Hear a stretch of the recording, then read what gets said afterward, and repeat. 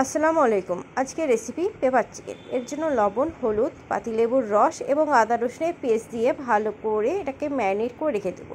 এরপর পেঁয়াজকে 2 চামচ মতন ভিনিগার দিয়ে ম্যারিনেট করে এটাকেও সাইড করে দেব। এরপর আমরা একটা মশলা তৈরি করব, যেটা পেপার চিকেনের জন্য মাস্ট। এর জন্য কড়াইতে একটা দারচিনি, কয়েকটা এলাচ, কয়েকটা লবঙ্গ, 1 চামচ ধনে, 1 চামচ জিরে, 1 চামচ মৌরি, 6টা মতন শুকনো লঙ্কা এবং 1 চামচ মতন গোলমরিচটাকে ভালো করে রোস্ট করে এটাকে একটা পেস্ট তৈরি করব, ডাস্ট তৈরি করে নেব। তবে এটাকে জল দেবে না, শুকনো শুকনো ডাস্ট হবে। এরপর কড়াইতে তেল দিয়ে ম্যারিনেট করে রাখা, কড়াইতে তেল দিয়ে 1 চামচ মতন গোটা সর্ষে দিয়ে দেবো। কালো সর্ষেটা কিন্তু এখানে আমি ব্যবহার করেছি।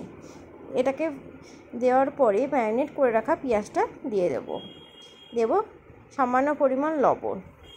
এটাকে ভালোভাবে মিশিয়ে নিয়ে দেব 1 চামচ মতন আদা রসুনের পেস্ট এবং কয়েকটা কারি পাতা।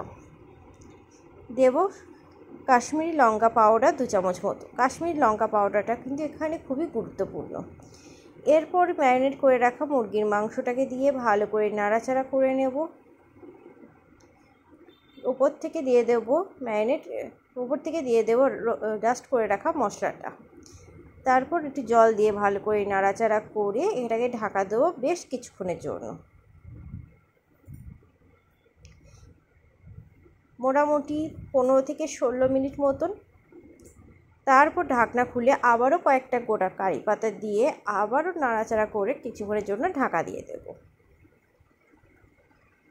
আবার একটু কিছুক্ষণ রাখবো যতক্ষণ এটা কুক হয়ে যাচ্ছে না এবং ঝোলটা পুরোপুরি মরে যাচ্ছে না। ঝোলটা পুরোপুরি মরে গেলে এই রেসিপিটা পুরোপুরি রেডি। আমার আজকের রেসিপিটা যদি ভালো লেগে থাকে অবশ্যই লাইক, কমেন্ট, শেয়ার এবং চ্যানেলটি সাবস্ক্রাইব করতে ভুলবেন না।